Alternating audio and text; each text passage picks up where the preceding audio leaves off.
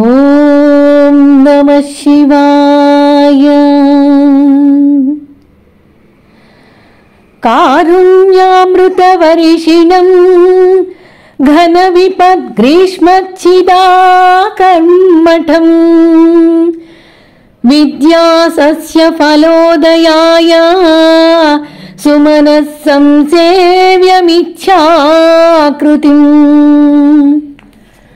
నృత్యద్భక్తమయూరమద్రినిలయం చంచజ్జటామండలం శంభో వాంఛతి నీలకంఠర సదా త్వాం మే మనశ్చాతకః.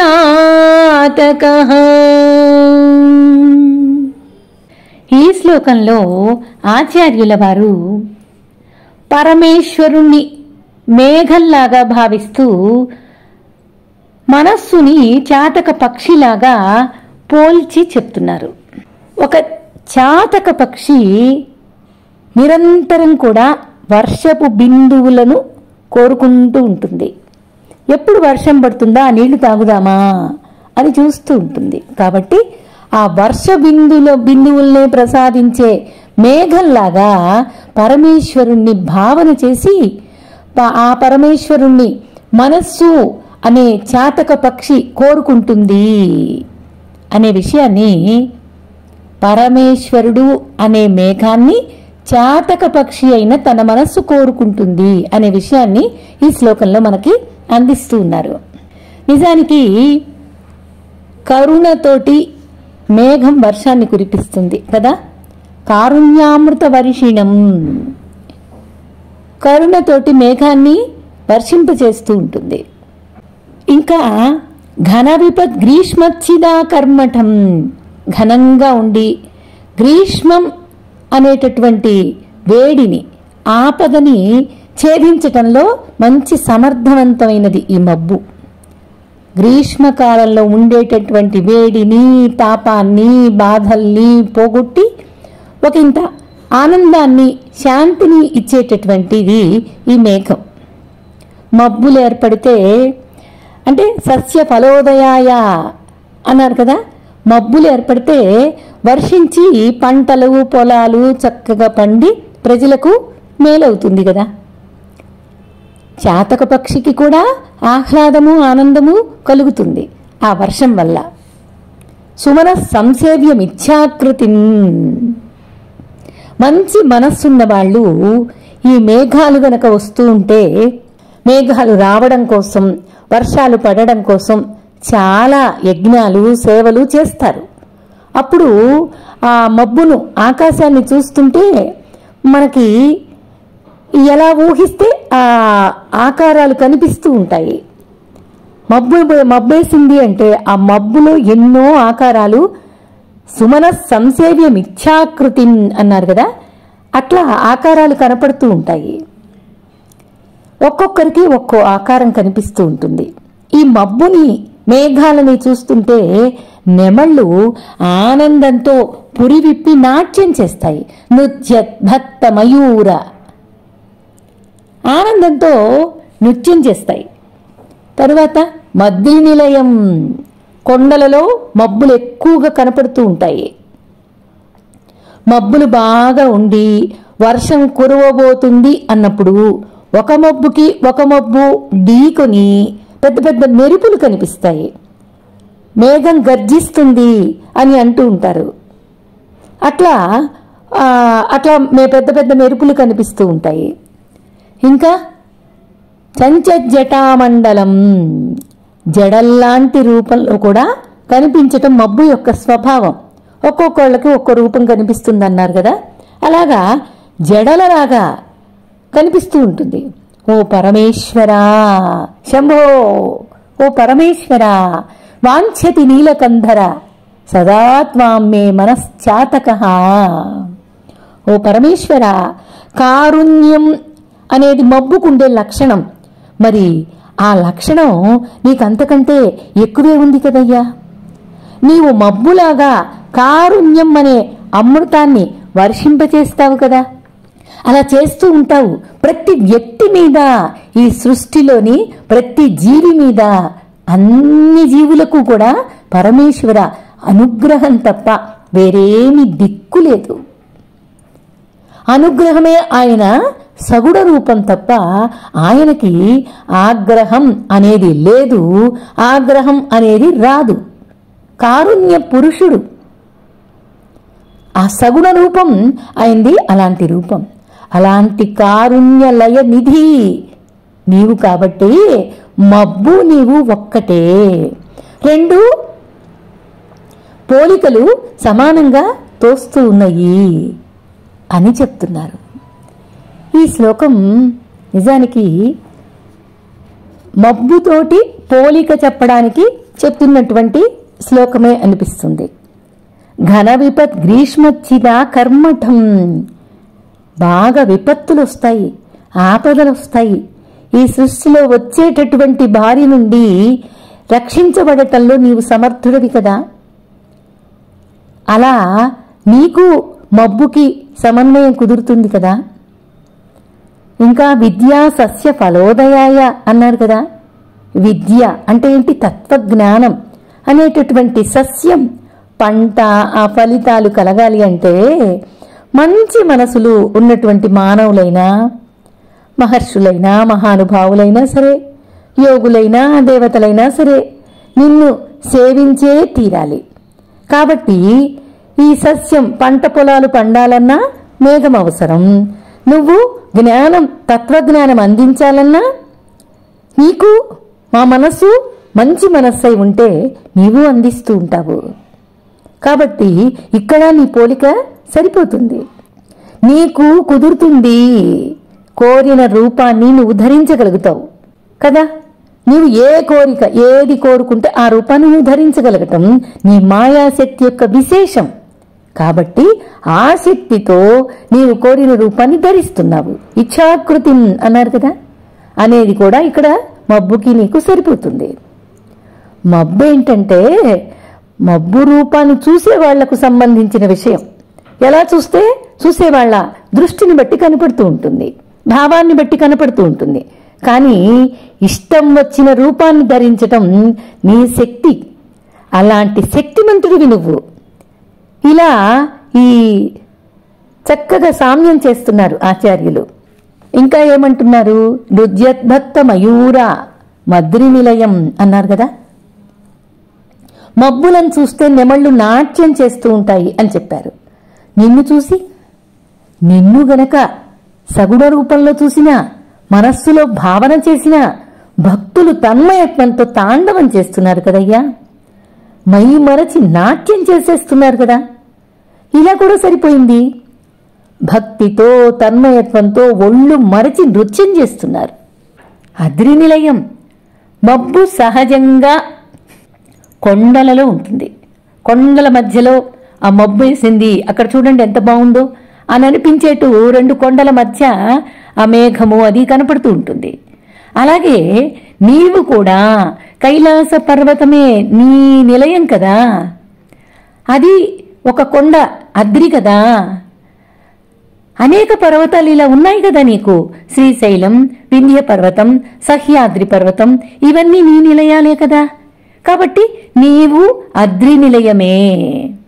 ఇది కూడా అందంగా సరిపోయింది.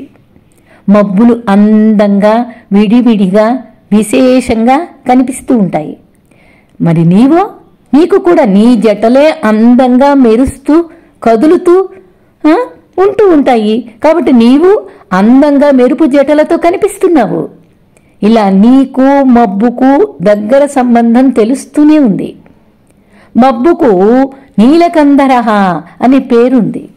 అలాగే నీకు కూడా కంఠ ప్రదేశం నీలంగా ఉంటుంది. కాబట్టి ఇద్దరికీ నీలకందరహ అనే పేరు చక్కగా కుదురుతుంది. మేఘాన్ని చాతక పక్షి కోరుకుంటున్నట్లుగా నా మనస్సు అనే చాతక పక్షి నిన్ను కోరుకుంటుంది స్వామి. ఓ శంభో, మంగళకరమైనటువంటి వాటిని ప్రసాదించే ఓ మహానుభావుడా, ఓ నీలకందర, నిన్నే కోరుకుంటుందయ్యా నా మనస్సు. మబ్బు ద్వారా చాతక పక్షికి ఎన్ని లాభాలు కలుగుతాయో నీ ద్వారా నా మనసుకు అంతకంటే ఎక్కువే లాభాలు చేకూరుతూ ఉన్నాయి. నీ ద్వారా నాకు కారుణ్యాన్ని, అనుగ్రహాన్ని ప్రదర్శిస్తూ ఉన్నావు. అది కనపడుతూ ఉంది. ఇలాంటి నీ భావాలు స్మరణ చెయ్యటం, నీ భావాలను 10 మందికి పంచిపెట్టటం, మనస్సులో అనుభవించటం, ఇదంతా నీ అనుగ్రహమే కదా. అలాగే నా మనసుకు తత్వజ్ఞానాన్ని నీవే అందిస్తావు. అంతకు తప్ప ఏది అందించలేదు. ఇంకా నీవే అందిస్తావు నాయనా. నాకు మాత్రమే కాదు, అందరికీ ప్రసాదించేటటువంటి వాడివి కాబట్టి అందరూ నిన్నే సేవిస్తున్నారు అని ఆచార్యులు ఈ శ్లోకంలో చక్కగా ప్రతిపాదన చేస్తూ ఉన్నారు. చక్కగా అనుభవానికి అందే విధంగా పోలిక చెప్తున్నారు. అలాగా ఆ అనుగ్రహాన్ని ఎలా చూపిస్తాడు పరమాత్ముడు, ఎలా తెలుసుకోవాలి అని గ్రహించుకోవటానికి ఒక చిన్న ఇది చెప్తున్నారు. గ్రష్ణ అనే ఆవిడ గురించి ఇక్కడ మనం తెలుసుకోవాలి. గ్రష్ణ అనేటటువంటి ఆవిడ చరిత్రను పరిశీలించుకుంటే ఒక చిన్న విషయం అందుతుంది. ఇక్కడ సుధర్ముడు, సుదేహ అనేటటువంటి మంచి దంపతులు ఉండేవాళ్ళు. ఇద్దరూ మంచి ధర్మాత్ములే, శివభక్తి పరులే. ఆమె కూడా మంచి సుగుణశీలే. కానీ సంతానం కలగలేదు. అందుకు ఆమె బాగా నా ద్వారానే, నా లోపమే మీకు సంతానం కలగటం లేదు కాబట్టి, సంతానం లేకుండా పోయింది నా వల్ల కాబట్టి నా భర్తకు 2వ పెళ్లి చెయ్యాలి అనే నిర్ణయాన్ని తీసుకుంది. తన చెల్లెలు ఒక ఆమె ఉంది, ఆమె పేరే కృష్ణ. ఆమెను తీసుకొచ్చింది. ఆమెకి చెప్పి ఎట్లయినా సరే ఇచ్చి పెళ్లి చెయ్యాలి అని ఇద్దరిని బలవంత పెట్టింది. ఇద్దరూ ఒప్పుకోలేదు. వద్దు, అలా వద్దు, ఇలా పెళ్లి చేసుకోవడం అనేది మంచి పద్ధతి కాదు. అందులో సవతుల మధ్య బాగా తేడాలు వస్తాయి. అందులో మనిద్దరం అక్క చెల్లెళ్ళం కాబట్టి ఈర్ష్యాద్వేషాలకు అంతు లేకుండా ఉంటుంది. కాబట్టి ఇలా వద్దు అని ఈ కృష్ణ అనే చెల్లెలు చక్కగా చెప్పింది. అతను చెప్పాడు, భర్త కూడా. ఇద్దరు చెప్పారు. సుధర్ముడు మంచి ధర్మపరుడు, చక్కగా ఇద్దరు చెప్పారు. కానీ ఇద్దరిని బలవంతంగా ఒప్పించింది. ఇటు భర్తను అటు చెల్లెల్ని కూడా బలవంతంగా ఒప్పించింది, వివాహం జరిపించింది. సరే, ఇంకా చెల్లెలు ముందే చెప్పినా వినలేదు. అలా ఏమీ జరగదు, నీకు ఇట్లాంటి ఆలోచన ఏం పెట్టుకోవద్దు అని చెప్పి చేసింది కదా పెళ్లి. ఇంకా ఆ పెళ్లి చేసిన తర్వాత శివభక్తిని ఆ చెల్లెలకి బోధించి, శివ పూజ ఎలా చెయ్యాలి అనే విధానాన్ని నేర్పించి, ప్రతిరోజు 108 పార్థివ లింగాలని పూజించే విధానాన్ని చేసి చూపించింది. నిత్యము ఇలా చెయ్యి, పుట్టమట్టితోటి 108 లింగాలను తయారు చెయ్యడం, పూజ చెయ్యడం, ఆ తరువాత అక్కడ దేవాలయానికి ఎదురుగా ఉన్నటువంటి జలంలో నిమజ్జన చెయ్యటం. అదే అక్కడ శివనది అనే సరోవరం ఉంది, ఆ సరోవరంలో నిమజ్జన చెయ్యటం. ఇలాగా ప్రతిరోజు చెయ్యాలి అనే విషయాన్ని అక్కగారు ఆ చెల్లెలికి నేర్పించింది. దానివల్ల నీకు సంతానం కూడా కలుగుతుంది అని చెప్పింది. సరే, చక్కగా ఆ చెల్లెలు కూడా అలాగే భక్తిగా, శ్రద్ధగా, మంచి చెప్పినట్లుగా చేసింది. ఇంకా అలాగే సంతానము కలిగింది వెంటనే. ఇంకా అక్కగారికి కాస్తంత ఈర్ష్య మొదలైంది. అది క్రమక్రమంగా ద్వేషంగా మారుతూ వచ్చింది. అది ఎంతవరకు వెళ్ళింది అంటే, ఆ ద్వేషం కొడుక్కి పెళ్లి వయసు వచ్చింది, పెళ్లి చేశారు. అంతెత్తుగా అంత పెద్దగా ఈమె ద్వేషం కూడా పెరుగుతూ వచ్చింది. ఇక్కడ కొడుకు కోడలు సంతోషంగా ఉన్నారు, అది ఇంకా భరించలేకపోయింది ఈ అక్కగారు. ఎంత భయంకరమైన ద్వేషము, అసూయ, ఈర్ష్య, వీటన్నిటికీ నిదర్శనంగా ఇక్కడ ఆచార్యులు మనకు ఒకటి చెప్తున్నారు. ఒక రాత్రి పూట అసూయ, ద్వేషం, కోపంతో ఉన్నటువంటి వ్యక్తి ఎలాంటి ప్రవర్తనతో ఉంటారు అనే దాన్ని పడుకొని నిద్రపోతున్నటువంటి కొడుకుని చంపేసింది. చంపేసి ఎలాగో కష్టపడి ఆ చంపిన శవాన్ని తీసుకొని పోయి ఆ నీళ్లలో అక్కడున్న కొలంలో సరస్సులో పడేసింది. అదే సరోవరంలో అక్కడ పడేసేసింది. ఉదయాన్నే కోడలు చూసింది, నిద్రలేచి భర్త పక్కన లేకపోయింది, చూసింది. గోలు గోలు నేర్చింది, గగ్గోలు పెట్టింది పాపం. ఆ సమయంలో అత్తగారు కృష్ణ సైకత లింగాన్ని, మట్టితోటి లింగాన్ని తయారు చేసి పూజ చేస్తోంది. ప్రతిరోజు చేసేటటువంటి కార్యక్రమం, నిత్యం చేసే పూజ ఇది. అది బాగా భక్తిగా చేయటం ఆమె జీవితంలో భాగమైపోయింది. అందువల్లనో ఏమో కోడలు ఏడుపు గగ్గోలు ఇది వినిపించుకోలేదు. ఆమె వినలేదు, విన్నా పట్టించుకోలేదు. పూజ పూర్తి చేసుకుంది. సైకత లింగాన్ని ప్రతిరోజు నిమజ్జనం చేసేటటువంటి నీళ్లలో తీసుకెళ్లి కలపడానికి వెళ్ళింది. వెంటనే అక్కడ నీళ్లల్లో అట్లా కలిపిందో లేదో శివలింగాన్ని, వెంటనే కుమారుడు లేచి తల్లితో పాటుగా నడుచుకుంటూ వచ్చాడు. ఆశ్చర్యంగా కోడలు ఏడ్చిన ఏడుపు అప్పుడు వినపడింది ఆమెకి. కానీ వినపడింది, కానీ వినిపించుకోలేదు. మనసు దాకా తీసుకెళ్లలేదు. దాని గురించి ఏమీ నొప్పి కలగలేదు ఆమెకి. కానీ ఏడ్చింది కానీ వినిపించుకోలేదు, విన్నది కానీ వినిపించుకోలేదు. కొడుకు చనిపోయాడు అని అర్థమైంది కానీ పట్టించుకోలేదు. కొడుకు బతికి తిరిగొచ్చాడు కానీ సంతోషమూ లేదు, అట్లని బాధ లేదు. ఈ విషయమంతా చూస్తూ ఉన్నాడు పరమేశ్వరుడు. ఇంకా ఇలా చూసేసరికి ఈ విషయమంతా పరమాత్మని ఆనందానికి కారణమయ్యి ఇంత నిర్వికార స్థితి నీకెలా కలిగింది అని పరమేశ్వరుడిని భక్తికి, ఇంత భక్తితో నువ్వు పార్థివలింగాలని తయారు చేశావు, తయారు చేసి చక్కగా పూజ చేసి నిమజ్జనం చేస్తున్నావు. చాలా గొప్ప విశేషమైనటువంటి భక్తి నీది. నీ భక్తికి నేను బాగా సంతోషంగా ఉన్నాను. నీకేం వరం కావాలో కోరుకో అని పరమేశ్వరుడు అడిగాడు. కృష్ణ చెప్పింది, నాకు అక్కగారే ఈ పని చేశారనే విషయం తెలుసు, కానీ నువ్వున్నావుగా, ఏం చేసినా నీ అనుగ్రహమేగా.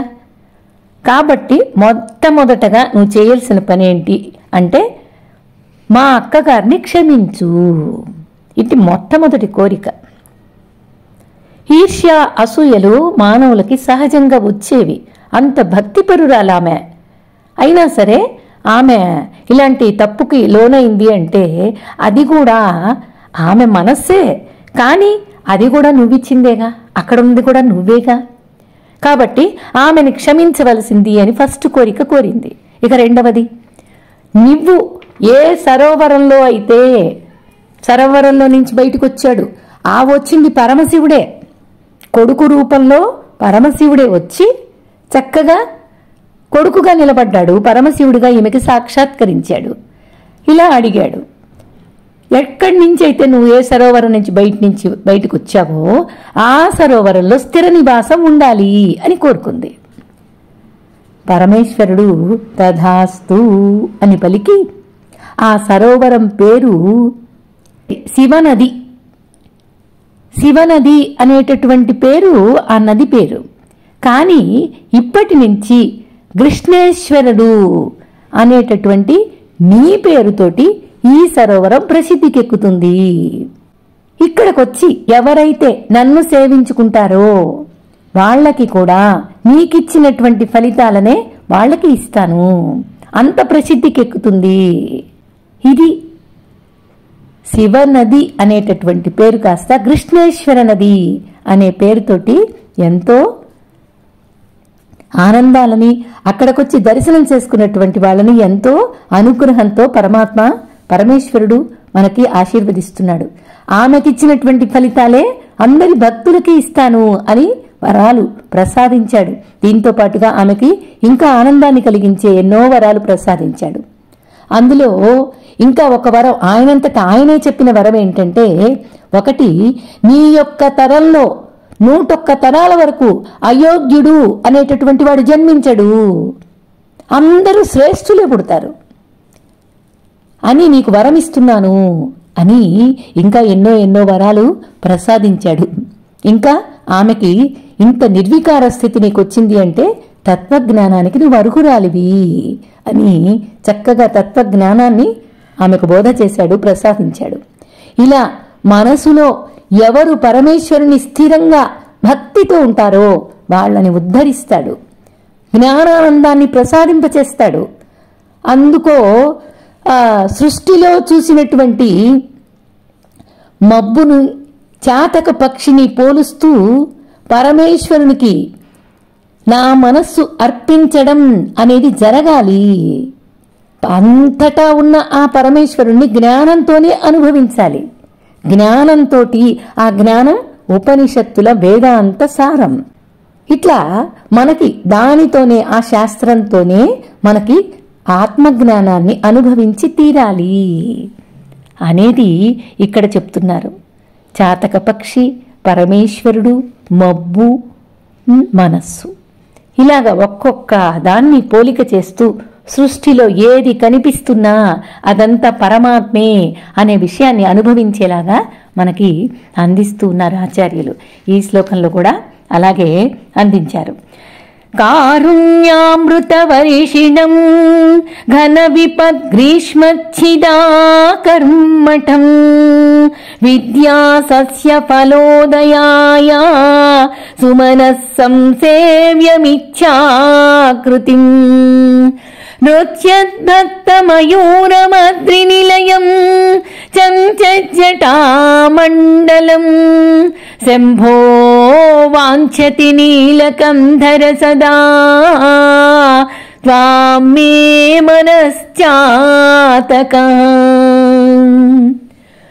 ఓం నమః శివాయ.